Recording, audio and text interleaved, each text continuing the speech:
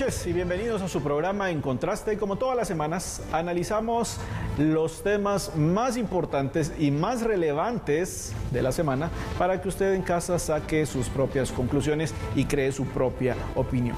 Esta semana vamos a hablar de este primer periodo de sesiones en el Congreso de la República. Vamos a hacer un análisis, vamos a ver quiénes son los diputados que han cumplido tan siquiera en el tema de su asistencia, cómo han quedado conformadas estas comisiones, en qué se ha ido el tema y el esfuerzo de la agenda política del Congreso de la República, en qué temas han presentado más iniciativas de ley. Esas iniciativas de ley han sido en beneficio de usted, que está ahí en casa. ¿Conoce usted quién es su diputado? ¿Quién lo representa a usted en el Congreso de la República? Hoy vamos a analizar este primer periodo ordinario de esta 10ª legislatura. Para eso nos acompañan invitados especiales. Nos acompaña el licenciado Fernando. Bienvenido. Muchas gracias, mucho gusto. Y también nos acompaña el licenciado Juan Diego. Bienvenido. Mucho gusto, gracias por invitarme. Bien, el gusto todo mío y de la audiencia para que podamos platicar de lleno en esta 10ª legislatura, en este primer periodo de sesiones. El 100 acaba de presentar un análisis. Vamos a hablar acerca de esos grandes temas que están en el Congreso de la República, de la agenda, o más bien la falta de una agenda clara en el Congreso de la República. ¿En qué se ha ido o cómo se han ido los esfuerzos de nuestros queridos diputados? ¿Cómo están divididos esos bloques legislativos y cómo quedaron esas alianzas? ¿Qué pasó después de estos 6 meses de aquellos diputados que les había caído la luz, que habían sido iluminados y que habían aceptado, y que habían, ya viste que ya le puse también el tonito de voz, el toque de voz. Está bien. Habían aceptado un cambio en su vida y que parecía que eran niños de primera comunión con su tacuchito y su corbatita blanca y hasta su sombrerito ahí del Papa. Cuando fue el nombramiento, cuando fue la juramentación del presidente Arévalo, veíamos una fuerza oficialista en el Congreso de la República, pero poco a poco eso se fue cayendo, reuniones, dimes y diretes, señalamientos, acusaciones, y el Congreso de la República ha quedado prácticamente fragmentado. Los últimos intentos del presidente de pasar algunos de sus temas han sido sendas derrotas políticas en el Congreso de la República. Uno de los más recordados es el estado de calamidad, que ahorita ya anda coleteando otro estado de calamidad por ahí en algunas reuniones, y pues hoy ya salió el sol, gracias a Dios, después de que tenemos ya las carreteras hechas pedazos. Por cierto, pero eso es tema para otro programa.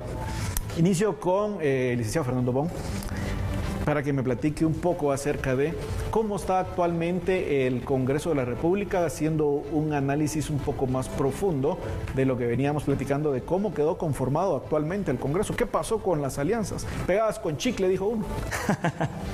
Pues yo creo que pones bastante bien el contexto de esta legislatura, y empezando que, digamos, hay 17 organizaciones políticas representadas en el Congreso de la República, pero solo 16 forman bancada.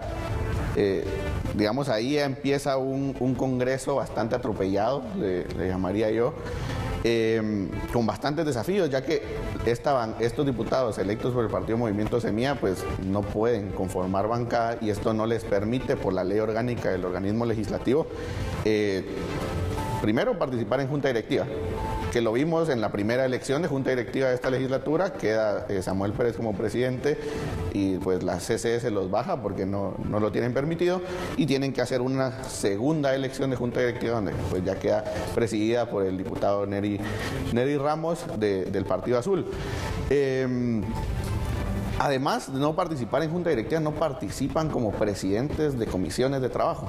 Nosotros en la Alianza por un Congreso Eficiente siempre hemos dicho que las comisiones de trabajo son el corazón y el motor del Congreso, porque lo que uno ve es el pleno, porque es lo que más ruido hace, porque es donde están los 160, bueno, 115 o 90, depende del día, pero las comisiones de trabajo pasan bastante desapercibidas, y ahí es donde realmente se hace el trabajo duro del Congreso, donde se estudian, se analizan y se dictaminan estas iniciativas de ley que pues son la verdadera alma de un Congreso de la República que busque legislar en pro de los intereses del país.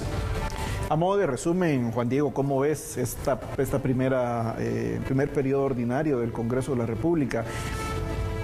Desde hace ratos para acá, yo siento que en el Congreso de la República piensan que sus métricas son reproducciones, alcance e impresiones, que son las métricas banales de las redes sociales, porque hemos visto diputados muy activos en las redes sociales personales que fiscalizando, que mírenme, estoy abajo de un puente, que mírenme, la carretera se destruyó, que mírenme, aquí están poniendo una banqueta. Sí, pero usted es diputado.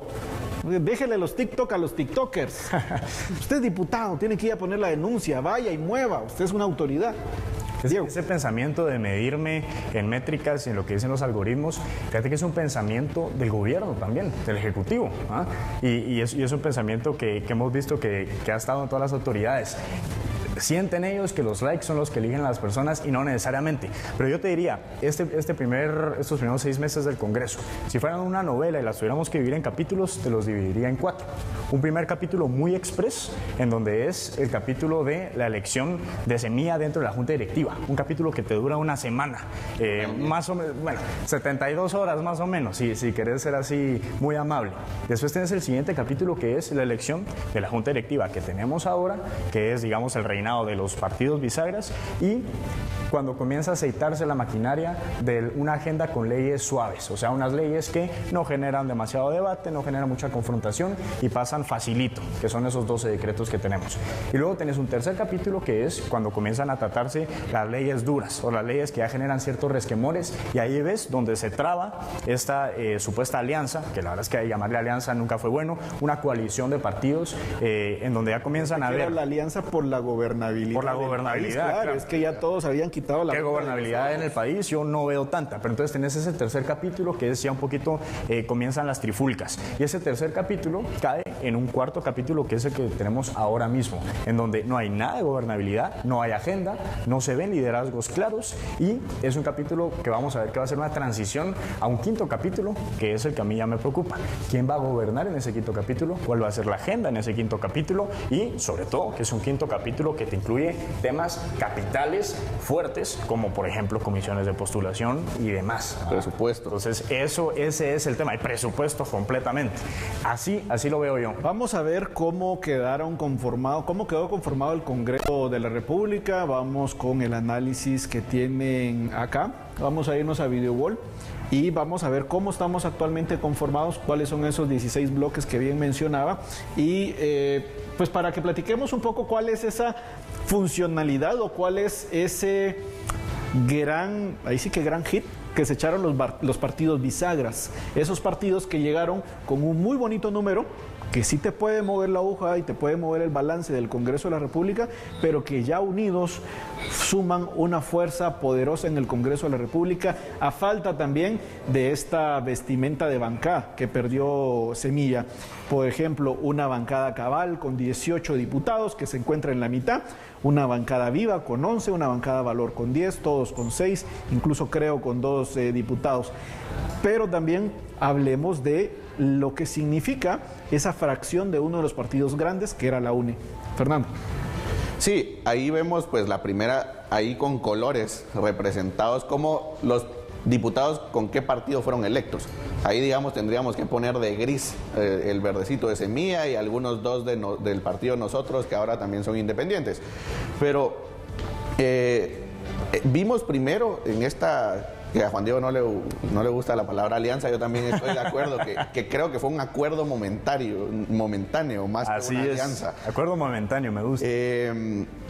Recordemos que una gran facción de la UNE, liderada por 2 diputados, Adín Maldonado y Inés Castillo, lideraron un grupo bastante grande de diputados electos por la UNE y apoyaron al oficialismo al inicio. Durante los primeros días, luego de la elección de la segunda junta directiva, de la actual ya, se habló también de múltiples leyes importantes que se iban a tocar. Se hablaba de entre 10 y 12 iniciativas fuertes, de las leyes de verdad importantes que mueven un país. Se hablaba, primero, con el caballito de batalla fue la ley de competencia. Sí. Vemos que en 6 meses la ley de competencia pues se ha avanzado en mesas de discusión, pero no ha pasado más de ahí. Ya no se han logrado los consensos necesarios para poderlo tratar en el Pleno. Luego se hablaba también de ley de servicio civil, ley de aguas y otras, ley electoral. Y es hoy que no hemos visto un avance en ninguna de esas leyes, más que lo que ha presentado el Tribunal Supremo Electoral como una propuesta de reforma a la ley electoral. Hoy está en comisión de trabajo y se está discutiendo junto con otra iniciativa de reforma a la ley electoral. Entonces habrá que ver qué consensos se logran en la comisión para ver si hacen de esas dos hacen una y esa es la que presentan al Pleno. Pero pues yo sí veo, como decía Juan Diego, yo sí lo veo con una preocupación bastante grande los próximos meses ya en el segundo periodo de sesiones ordinarias. Se vienen temas cruciales. Se tiene que venir elección del director del Instituto de la Defensa Público Penal, que a veces no le ponemos mucha atención, pero ahí está. Segundo, elección de los magistrados antes de octubre. Son más de, ¿qué? 200 magistrados, son 135 de corte de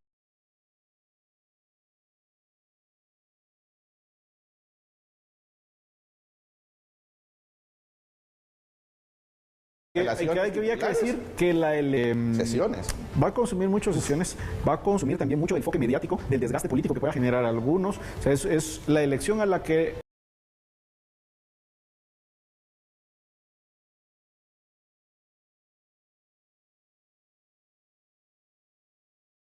la ciudadanía y el espectro van a estar ahí, porque las fuerzas políticas del país que están representadas en el Congreso de la República van a estar muy expectantes porque se viene la elección de uno de los poderes del Estado. Lo que me lleva a la siguiente gráfica, y es ¿qué tanto van a participar nuestros queridos diputados? Aquí podemos ver esta gráfica, Juan Diego, sobre la cantidad de sesiones que han tenido versus la asistencia promedio que se ha generado en este periodo ordinario, en este primer periodo ordinario. Juan Diego. Yo veo una correlación, no sé si van a estar de acuerdo conmigo, en que si te pones a estudiar cuáles son, digamos, sesión plenaria por sesión plenaria, cómo es el porcentaje de asistencia, te das cuenta que cuando se tratan las leyes duras, cuando se tratan los temas, digamos, que dividen y polarizantes, ves o que se rompe quórum o que simplemente no llegan los diputados a sesionar. Entonces, ahorita puede ser que el porcentaje esté bastante elevado, si lo querés ver así, pero por eso mismo que les expliqué, digamos, capítulo 2, que se tratan las leyes suaves, por supuesto tenés a todos ahí metidos, pero ya en este capítulo 5, que tenés a la madre de las batallas, que tenés presupuesto, vamos a ver qué tanto se mantiene esa asistencia o esos rompimientos de quórum también, que lo hemos visto. Por ejemplo, habían mencionado la ley de etiquetado, llama la atención que las 4 veces que se agenda, se rompe quórum para no conocerla. La ley de infraestructura vial, por ejemplo, también genera muchísimo roce, son las leyes duras. Entonces, yo sí veo que por lo menos en los próximos meses vamos a ver muchos rompimientos de quórums dentro de las próximas sesiones, porque van a ser temas bastante escarabosos. Sí, con el tema de la asistencia y el número de sesiones promedio, Fernando, ¿cómo ves esta correlación que hace Juan Diego? Es decir, cuando tocan los trancazos o cuando ha venido un tema importante para el Congreso de la República, ya no hay acuerdos. Claro, estoy de acuerdo, estoy bastante de acuerdo.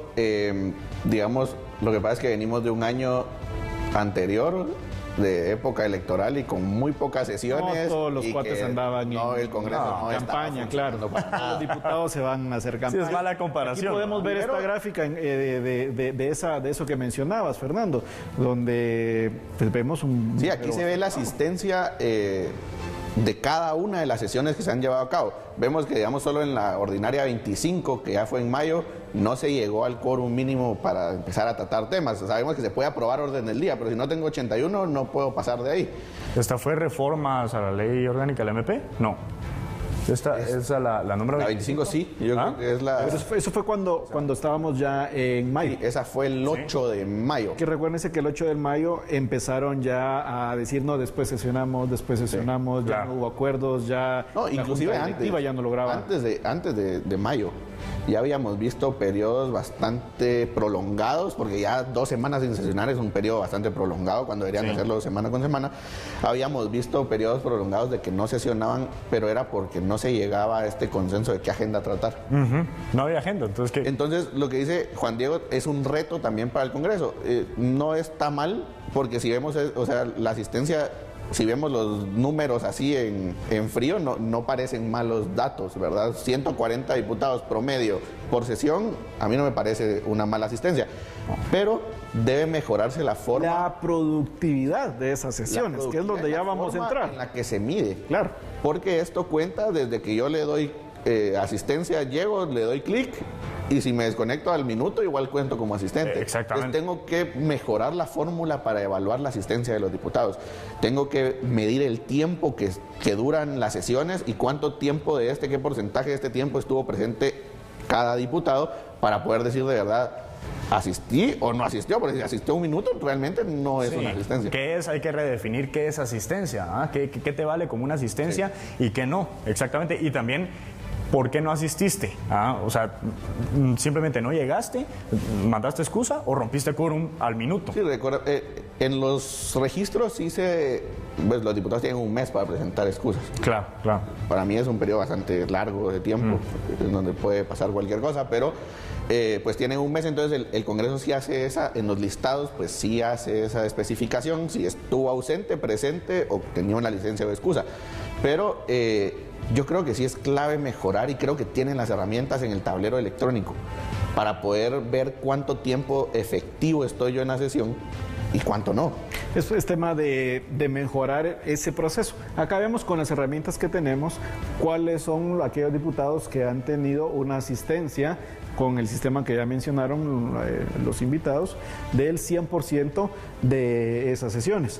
Ahí vemos algunos nombres de algunos diputados donde pues sí han asistido y han tenido pues cierto protagonismo también. El hecho de tener en el Congreso de la República te da también cierto protagonismo para entrevistas, para que te empiecen a ver, todo el tema, eso hace bulla mediáticamente, también te hace ser un diputado más presente en las discusiones de país. Ahí creo que faltan 2 nombres, porque son 19 en total. Ahí está, son 19 en total. Pues son diputados que asistieron al 100%. Como les decía, no sabemos el tiempo que estuvieron, pero el 100% de sesiones estuvieron en el Congreso presentes. Porque pusieron su dedito. Porque marcaron asistencia. El último estuvo en 7, pero es porque es el caso del diputado que toma el puesto de Ana Patricia Orantes, que ahora es la ministra de Ambiente.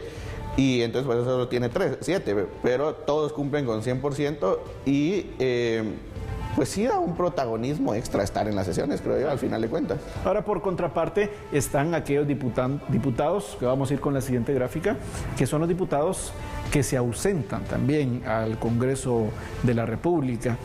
De este número de diputados o de estos diputados que no están participando en las sesiones, también son muy criticados por su falta de compromiso con las sesiones, que son de las principales funciones que tiene un diputado.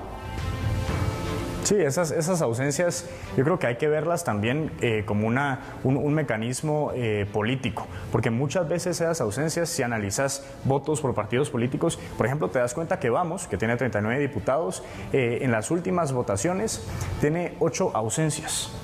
Dentro del bloque hay 8 diputados ausentes. Como estrategia no es que como se salen cuando toca, o no llego porque quiero votar en contra de Alan, pero mejor no voy a votar en contra de Alan, entonces solo simplemente no voy a llegar, porque eso al final no puedes decir si votaste en contra o a favor, simplemente no llegaste. Sí. Entonces, más que por no hacer su trabajo, que sí es cierto, no están en el Congreso, no están trabajando, pero digamos que también es una estrategia política. De aquí vemos algunos de los nombres de los diputados más faltistas.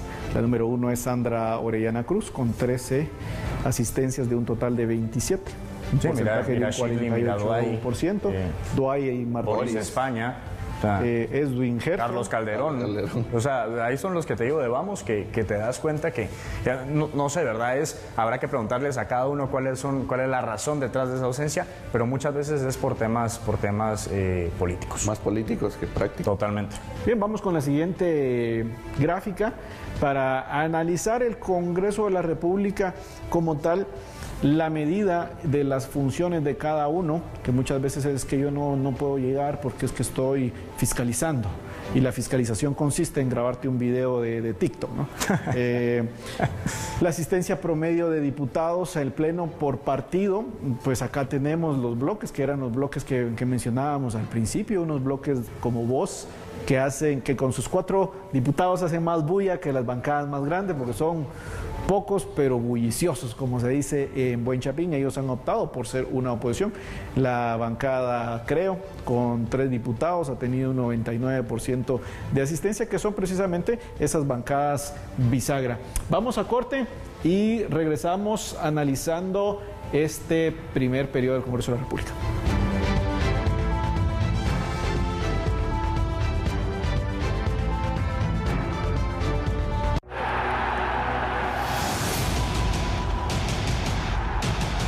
Es el torneo más antiguo de selecciones en el mundo.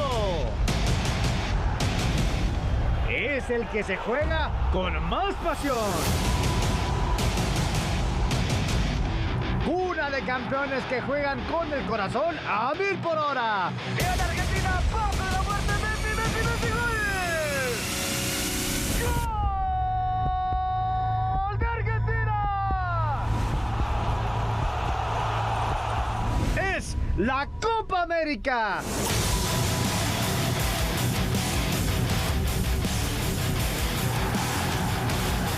La Copa América del 20 de junio al 14 de julio en vivo y en HD, solo por TV Azteca Guate, el mejor canal. Gracias al apoyo de... Bien, continuamos en su programa En Contraste, analizando cómo fue este primer periodo ordinario en el Congreso de la República, cuáles son esos resultados, porque acá nosotros fiscalizamos al Congreso de la República. Nosotros le pedimos cuentas a los diputados del trabajo que han hecho en el Legislativo. Bien, continuamos. Me había quedado por el tema de los ejes temáticos, cuáles son esas leyes y sobre qué eje temático han abordado el tema de los decretos aprobados en el Congreso de la República. Vamos por el de salud, que ahí hay 3 decretos. La más sonada fue la Ley para Atención Integral del Cáncer. Hubo una ley de disposición de trasplante de órganos, que también era muy necesaria para el país, no había una ley, y la exoneración de impuestos a Ayubi. Con el tema de la salud en general, han habido algunos otros temas que han quedado como temas en el aire nada más.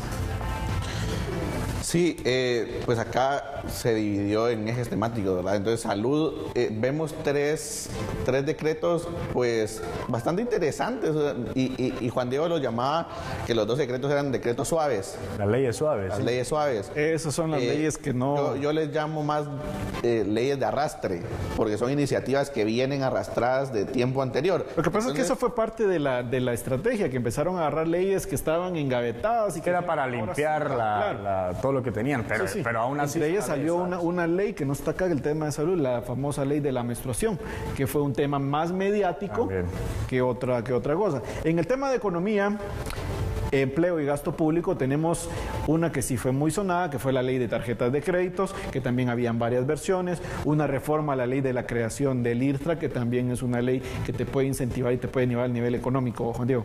Por ejemplo, con la del IRTRA no quedas mal con nadie, esa ley de hecho tuvo poco debate. Y ley de tarjetas de crédito, como bien decía Fernando, un arrastre, o sea, esa discusión la habíamos tenido hace demasiado tiempo, no es como que se inició ahorita. Y además son leyes que ya también... o iniciativas en ese momento que ya traían, de cierta manera, ya estaban pactadas y ya traían los votos. Hubo poco debate dentro de ese Congreso para aprobar estas. Además, por ejemplo, la atención, la de seguridad en reformas a la ley del sistema de alerta Alba Kenneth también.